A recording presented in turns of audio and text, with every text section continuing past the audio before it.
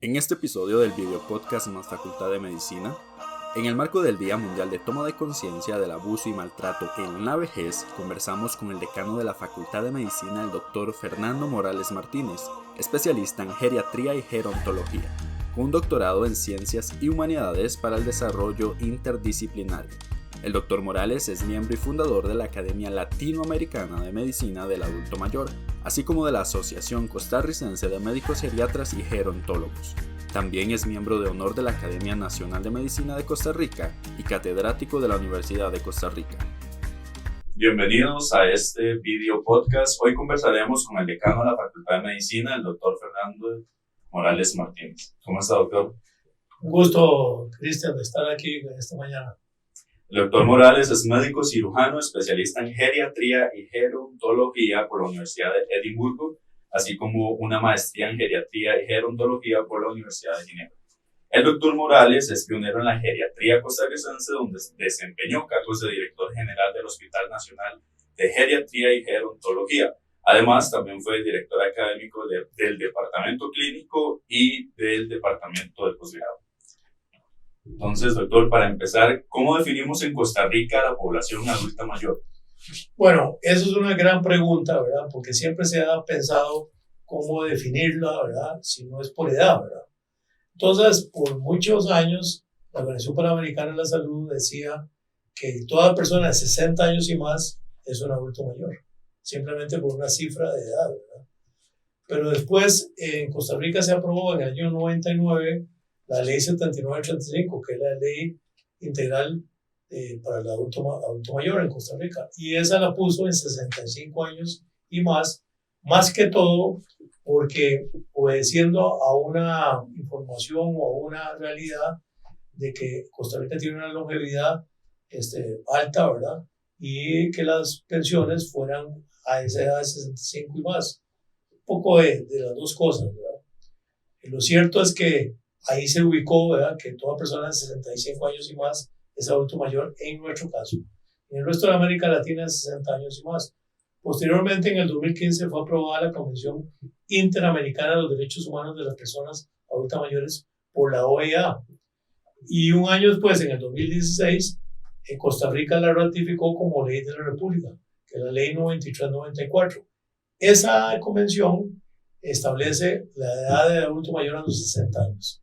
Entonces, es una mezcla de las dos cosas, porque por supuesto que la jubilación en Costa Rica, ¿verdad?, está en 65 años y probablemente aumentará en los próximos años por razones financieras, ¿verdad?, que es lo que siempre está en discusión, pero de momento está en 65.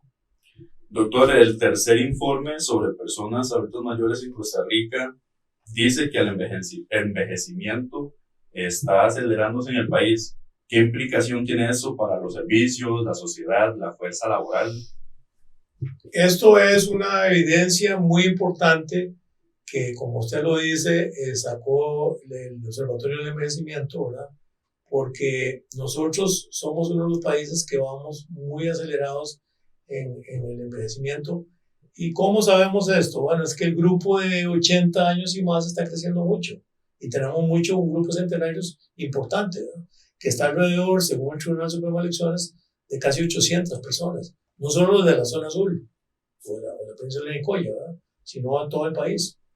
¿Y eso qué quiere decir? Bueno, que estamos viviendo más años, ¿verdad?, y que demandamos, por supuesto, más servicios, ¿verdad? Servicios de salud, servicios sociales, ¿verdad?, servicios integrales y servicios de respeto en todos los ámbitos de la comunidad, ¿verdad? No solo en la propia comunidad, en el barrio donde uno vive, sino en la familia nuclear y la familia extendida y más allá, ¿verdad? Porque hay familias, hay personas adultas mayores que tienen 4 y 5 generaciones de descendencia, ¿verdad?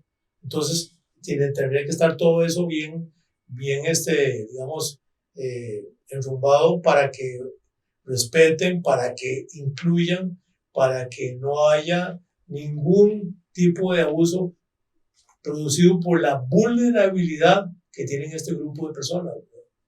Bueno, doctor, también estamos acá conversando en el video podcast porque justamente el 15 de junio se visibiliza, ¿verdad?, justamente esta discriminación que viven las personas adultas mayores. Entonces, en Costa Rica, ¿cuáles son esas formas más comunes de maltrato hacia esta población?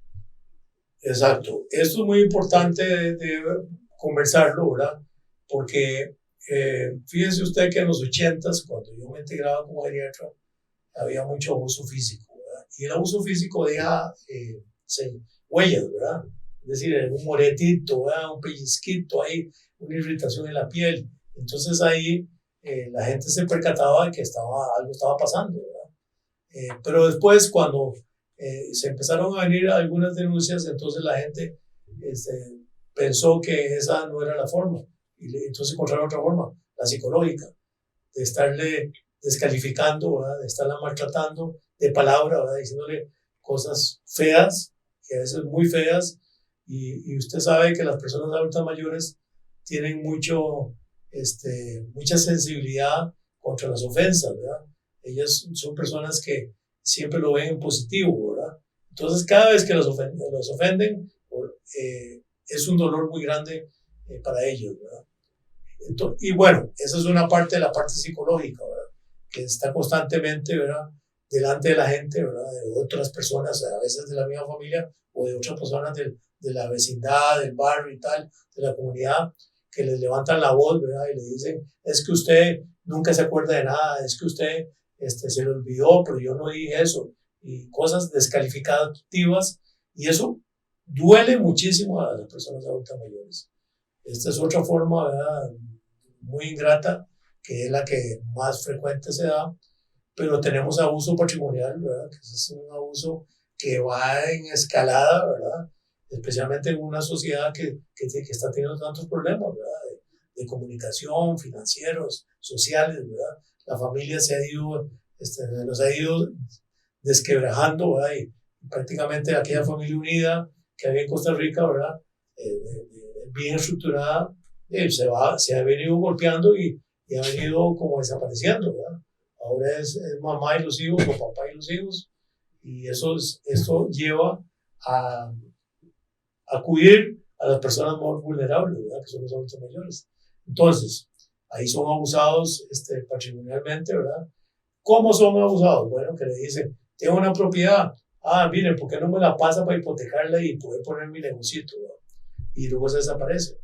Cuando pagan el aguinaldo, ¿verdad? Siempre le dicen, mire, para que no tengan que hacer esas filas, y en diciembre hay mucho peligro y tal, yo le voy y le cobro el aguinaldo, y después pasan los días y pasan el tiempo y no reciben nada, y entonces le preguntan, no, mira que me asaltaron y me robaron todo. Luego, personas que en sus casas, ¿verdad? Por muy modesta que sea, tienen una joyita, tienen alguna obra de arte, algunas personas que tienen recursos económicos tienen muchos bienes, ¿verdad? Materiales, y que van desapareciendo, ¿verdad? Eventualmente en las casas y sin poder hacer nada. Entonces, lo que quiero decirles es que esto alcanza a todos los estratos sociales, a las personas de clase baja, a las personas de clase media y a las personas de clase alta. Este es un flagelo muy ingrato, ¿verdad? Que le persigue a las personas adultas mayores, y por eso valga la oportunidad hoy para llamar la atención y hacer una reflexión a todas las personas que nos ven y nos escuchan, de que hoy son esas personas mayores, pero mañana podemos ser nosotros, ¿verdad? Y los años pasan muy rápido, ¿verdad? Usted que es una persona, un joven comunicador, en unos 50 años, a usted le parece que es mucho tiempo, va a engrosar al grupo de adultos mayores, y ojalá que no pase estas cosas, pero pueden inclusive ser peores, ¿verdad? En el futuro. Y luego hay un abuso sexual, ¿verdad? Que es el más ingrato, creo yo, porque es la parte más pudorosa, ¿verdad? Que normalmente no se denuncia, ¿verdad? Porque es alguien cercano o algún cuidador, ¿verdad? Que abusa a la persona y lo tiene amenazado, ¿verdad? Y no dicen. Y luego el abandono, ¿verdad? Que también es muy complicado porque a veces es que las personas no tienen descendencia, ¿verdad? Son solitas, son solas. Hay muchas personas en Costa Rica que son más de 100,000, 110,000 alrededor de personas que viven en parejas solitas o viudos o viudas o solteros, solteras que nunca se casaron, ¿verdad? Que viven solas. y entonces esas personas están en abandono, ¿verdad? Y hay otras que tienen familia también son abandonadas, ¿verdad?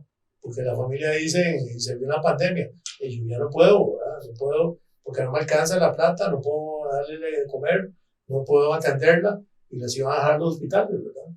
Esto es ingratísimo, ¿verdad? Pero son realidades que vivimos en Costa Rica y en el mundo, ¿verdad? Esto es, no es que solo Costa Rica tiene este fenómeno, sino que a nivel mundial. Pero en nuestro país, con toda esta experiencia de la pandemia, que por supuesto que ya va, digamos, no terminado completamente, pero ya prácticamente estará en la última etapa final, esperamos, ha hecho que muchas personas sean simplemente abandonadas, ¿verdad? O distanciadas y no se les toma en cuenta, y algunas familias siguieron con la misma fórmula, con la misma rutina que lo que la Organización Mundial de la Salud recomendó. No visiten a los adultos mayores para que no se contagien. Déjenles el alimento en un lugar cercano que ellos lo puedan recoger y tal. Y eso se hizo, y llámenla por teléfono, por WhatsApp o por correo electrónico y tal. Pero resulta que ya esa etapa ya pasó y siguieron igual. Entonces prácticamente están por la buena de Dios, ¿verdad? Y eso también, usted sabe que estas personas necesitan el cariño, el calor humano, necesitan conversar, el apapache, ¿verdad? El abrazo, el ver a los nietos y bisnietos, ¿verdad? Todo eso es importantísimo en la parte emocional de estas personas, ¿verdad? Y el quitárselas o poner una distancia, ¿verdad? Les duele mucho y les afecta. Y esto es otra forma de maltrato, ¿verdad? Entonces vea usted que hay una gran gama de posibilidades que se dan, y uno no puede decir cuál es la más ingrata de la otra, ¿verdad? Porque todas tienen su dosis de dolor y de gratitud, ¿verdad? Esa es la situación. Ahora, el otro problema que tenemos es que lo que estamos viendo es que ha aumentado, ¿verdad? Pero no podemos decir con cifras, ¿verdad? Porque no se denuncia. Hay un subregistro, hay una subdenuncia, y por lo tanto entonces es muy complicado, ¿verdad? Porque hay muchas familias que dicen, ay no, qué vergüenza, ¿verdad? Que la gente se entere que en mi casa, en mi familia pasa eso. Eso es muy frecuente. Y entonces todo el mundo callado, ¿verdad? Y Dios guarda, de ese tema no se habla, y el abuelito y la abuelita, ¿verdad? Pasándolas difíciles, ¿verdad? Porque nadie viene en auxilio de ellos, ni hay acciones. Hay mucho papel, muchos folletos escritos, ¿verdad? Pero no se cristalizan en acciones propias que lo rescaten, ¿verdad? Y que hagan programas que llamen la atención y hagan una reflexión, ¿verdad? Y un llamado a que esto es un flagelo que está golpeando a la sociedad, pero especialmente a los adultos mayores. Y entonces, es muy difícil. Hace muchos años, el Ministerio de Educación Pública tenía programas de educación en este tema del envejecimiento, ¿verdad? Pero de un momento a otro alguien por ahí los canceló, ¿verdad? O dijeron que eso no era tan importante y no se volvieron a hacer. Pero esto es fundamental, ¿verdad? Por supuesto que en el hogar es donde uno debe, digamos, adquirir esos principios y valores, pero también en la educación, en todos los niveles, pública y privada, y no solo en la escuela, o el kinder, escuela, colegio, universitaria, parauniversitaria, vocacional, ¿verdad? Todos, porque alcanza a todos, ¿verdad? Esto es vea que la población adulta mayor en Costa Rica ha aumentado, ¿verdad? Notablemente, 720,000 de 65 y más. Y esto va a ir en aumento. En los próximos 20, 30 años va a ser 1 millón de personas de 65 años y más. Y va a seguir aumentando. Entonces, alcanza a todo el país, ¿verdad? De costa a costa y de frontera a frontera. Hay que ponerle mucha atención y tenemos que hacer un esfuerzo educativo, de llamadas de atención, de reflexión, como el que estamos haciendo usted, Cristian, y yo esta mañana, ¿no? O en esta ocasión. Doctor, ¿cuáles otras formas se pueden implementar justamente para abordar esta problemática? Para mitigar, por ejemplo, el abandono o mitigar la violencia física en los hospitales hacia las personas adultos mayores o en las casas. Vean, hay varias maneras, ¿verdad? Digamos, la principal en este momento, ¿verdad?, del paciente o la persona que llega a un hospital y que se detecta esto, ¿verdad? Porque eso es muy importante detectarlo en su momento. Porque una cosa de estas puede ser la causa de una enfermedad física de una persona. Por ejemplo, una persona que la han estado agrediendo psicológicamente, ¿verdad?, o físicamente, y se ha quedado callado y por así decirlo, se traga todo esas molestias, esos sinsabores, esas adversidades, y no dice nada, la va a afectar su salud. ¿Cómo? Pueden hacer un infarto, pueden que su diabetes se le descompense, puede ser que su cuadro bronquial de esa tensión perenne sostenida también se altere, ¿verdad? Puede hacer infecciones, puede hacer 100,000 cosas, ¿verdad? Pero por supuesto que va a afectarse la parte emotiva y se va a deprimir, ¿verdad? Y al deprimirse desmotiva, ¿verdad? No quiere hacer nada. Y entonces qué raro que abuelito o abuelita no volvieron a hablar, o papá y mamá no dicen nada, porque todo eso, lo que ha dicho antes, más bien le ha producido más castigo, ¿verdad?, por así decirlo. Entonces prefieren no decir nada, y eso es lo que manifiestan. A mí me manifestaron por muchos años los pacientes que tenían estas situaciones cuando veía pacientes adultos mayores constantemente, ¿verdad? Si ya tengo la vida complicada, es lo que te dicen, por edad y por las limitaciones que me tienen que ayudar para movilizarme y tal, ¿cómo voy yo a denunciar a un familiar, a un hijo, a un nieto, a un yerno? Complico más la cosa, porque entonces a mi nieta la voy a afectar, o a mi hija, o a mi hijo, con la nuera, ¿verdad? Y entonces veo el círculo vicioso. Entonces, ¿qué es lo que hay que hacer? Educación y mucha educación, y hacer mucha reflexión y hacer eco de todas estas situaciones que se pasan con los adultos mayores, porque hay muchas personas que no creen que no es con ellos, ¿verdad? Que son inventos ahí de alguien por ahí, y no saben todos los malos momentos que pasan. Entonces hay que educar en el kinder, pues en el círculo de la familia, por supuesto, pero todo lo que son los niveles de educación, y que hayan programas dirigidos a estas personas, ¿verdad? Que rescaten y hagan, porque no se trata de meter a todos en la cárcel, ¿verdad? Porque hay que meter un montón de gente, sino que hagan una interiorización para que corrijan, ¿verdad?, todas esas cosas. Porque esas personas creen que ellos se le están haciendo a estas personas mayores, y ellos ni están pensando que a ellas les va a pasar en un momento dado. Porque eso lo he vivido mucho con muchas familias, ¿verdad? Yo que me iba a imaginar que mamá o papá pasaba esto, y ahora yo que estoy engrosando los adultos mayores, estoy viéndolo cerca, en primera persona, y a vivo y a todo color, ¿verdad? Que eso me está pasando, y seguro a mis papás les pasó peor, ¿verdad? ¿Me comprende? Ese es. Entonces, hay que hacer un llamado desde los actores sociales, ¿verdad? Que son los profesionales de salud, los propios adultos mayores, de las instituciones públicas y privadas también, porque hay instituciones privadas que trabajan en beneficio del adulto mayor, pero a veces usted las ve como un silencio, ¿verdad? Como que no existen. Tiene que hacerse sentir con estos temas, ¿verdad? Y las públicas también, y las comunitarias, ¿verdad? Los gobiernos locales, las municipalidades, tienen que formar parte de todo este engranaje, ¿verdad?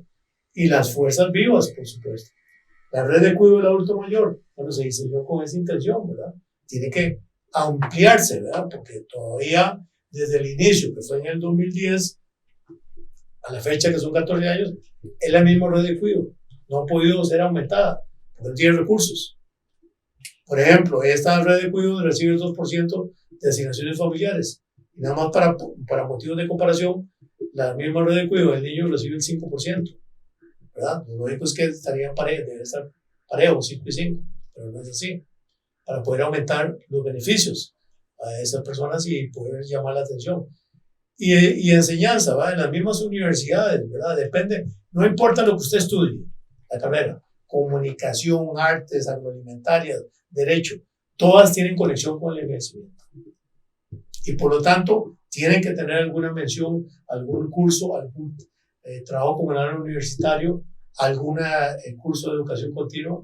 Por ejemplo, la cátedra de envejecimiento y sociedad que tenemos aquí en la Facultad de Medicina lleva esa línea, ¿verdad?, para poder educar a las diferentes personas y que haya una trazabilidad de saberes, y lo mismo el Observatorio del Envejecimiento, ¿verdad? Son programas muy novedosos, muy importantes que van a producir y están produciendo un gran impacto positivo, pero tenemos que divulgarlo, ¿verdad?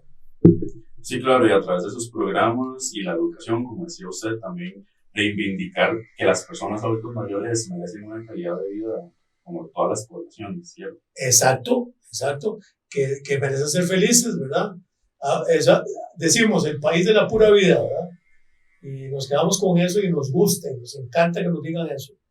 Pero que se cristalice, que se realice, que se lleve a la práctica con los adultos mayores, todo eso, ¿verdad? De una forma masiva, ¿verdad? Amplia, que no cubra solo un grupo, sino que a todos los grupos, de costa a costa y de frontera a frontera. Porque el otro problema es que dice, no, hay un programa en San José. Qué bien, ¿verdad? Eso beneficia a la gente que vive en San José. Pero es que aquí hay adultos mayores en todas partes del país, ¿verdad?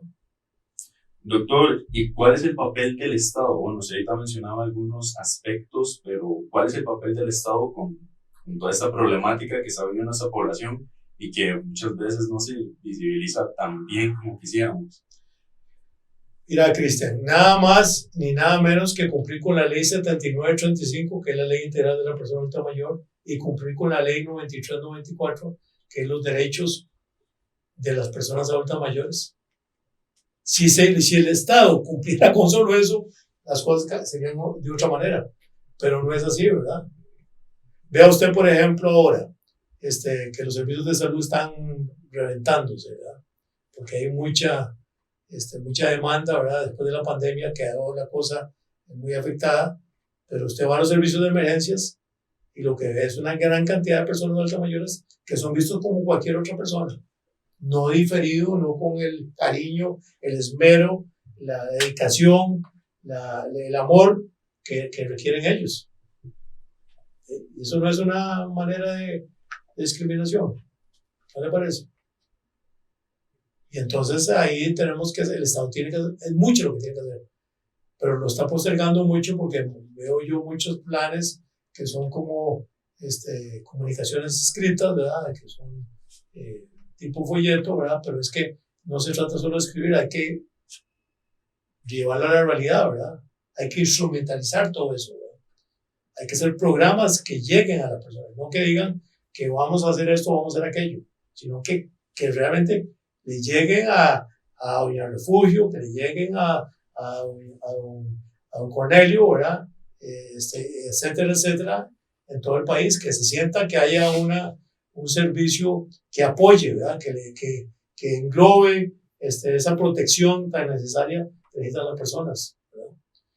Y repito, todo esto se incide en la salud física de las personas, ¿verdad? Cuando usted no es bien recibido, cuando usted es vulnerado los derechos, cuando usted es maltratado, le afecta a la salud, a cualquier edad, pero especialmente a las personas adultas mayores que se ven más indefensas. ¿Me comprendes? Porque cuando vos estás más joven, te defendes de alguna manera, hasta físicamente, pero cuando estás mayor, ya no tenés esa vitalidad. Y esto es lo que hay que pensar, y los que nos van a ver y escuchar tienen que pensar en que esto debemos de cambiarlo. Pero no solo decirle al Estado, mire, esto hay que cambiarlo, no, todos tenemos que cambiarlo. Por supuesto que la comunidad y la familia no lo puede hacer solo, ni el Estado no puede hacer solo. Es un conjunto de actores, los actores sociales, un conjunto que tienen que provocar este cambio. Pero la educación y más educación es la clave número uno. Doctor, para cerrar con este video podcast, me gustaría que justamente usted invite a todas las personas que nos están viendo a que se sensibilicen, ¿verdad? Que reflexionen y que por supuesto se eduquen, que fue lo que más enfatizó usted. Bueno, en este día 15 de junio, que es el día de la toma de conciencia contra el abuso, maltrato, marginación y abandono de las personas adultas mayores, como dijimos hace unos momentos, siempre pensamos que son otras personas, ¿verdad? Antes decíamos en los 80s que eran 250,000 personas adultas mayores, de 60 y más, imagínense. Y ahora, en la encuesta de hogares de Costa Rica, que se hace todos los años y lo hace el INEC, ¿verdad? El Instituto de Censos y Estadística de Costa Rica, que es oficial, estamos en 710,000 adultos mayores de 65 y más. Es decir, ha venido un momento importante. Pero el grupo de personas de 80 y más también está aumentando y son los que más demanda de servicios de todo tipo tienen y no pueden esperar. No le puede decir, mire, entre 1 año o 2 años le vamos a dar la cita para que le vean ahí los ojos, ¿verdad? Porque tiene catarata, ¿no? Hay que resolvérselo, porque eso le da calidad de vida, le va a dar motivación y por lo tanto restablece su felicidad, ¿verdad? Porque puede ver bien, por ejemplo, o la audición, o la boca, ¿verdad? Que se necesitan prótesis. Entonces, hay que pensar en todos estos grupos, ¿verdad? Y que también tienen que tener una protección financiera, ¿verdad? Hay muchas personas que no pudieron cotizar y entonces y no alcanzan el régimen no contributivo porque no hay suficientes, digamos, pensiones, pero son más del doble de las que hay actualmente que están esperando que se les resuelva, ¿verdad? Y luego, sobre todo, el respeto de la dignificación y la inclusión en el marco de la familia para los adultos mayores. Por supuesto que en el marco de la comunidad también, y en el marco del país en general también. Entonces, hoy son ellos, mañana seremos el resto, ¿verdad? Yo me incluyo en ese grupo, por supuesto, donde debo de estar permanentemente llamando a la reflexión, porque he estudiado mucho este tema, lo he vivido, lo he practicado en los últimos casi 50 años de ejercicio profesional y por lo tanto me parece que es un grupo poblacional que ha estado ahí quietico, ¿verdad? Casi que no se siente porque lo han estado bajándole el tono, ¿verdad? Y es un grupo de 710,000 costarricenses que van para 1 millón pronto, en unos años, y no muchos. Y va a ir subiendo, ¿verdad? Entonces tenemos que buscarle el camino para que también los propios adultos mayores se empoderen, se vigoricen, se robustezcan, pidiendo esos cambios de actitud de las instituciones, del sistema de salud, del sistema financiero, de la comunidad en general y el Estado, ¿verdad? Que tiene que responder a estos ciudadanos de oro que han aportado tanto para este país y que son los que nos han heredado todos estos progresos que nunca nos hubiéramos imaginado en el pasado. Un abrazo y un gran saludo para todos ustedes. Muchas gracias al decano de la Facultad de Medicina de la UCR, el doctor Fernando Morales Martínez, por acompañarnos el día de hoy. Muchas gracias, Cristian, por esta oportunidad. Y así cerramos este video podcast. Si quieren acceder a más episodios, los invitamos a que busquen en YouTube Facultad de Medicina UCR el video podcast más Facultad de Medicina.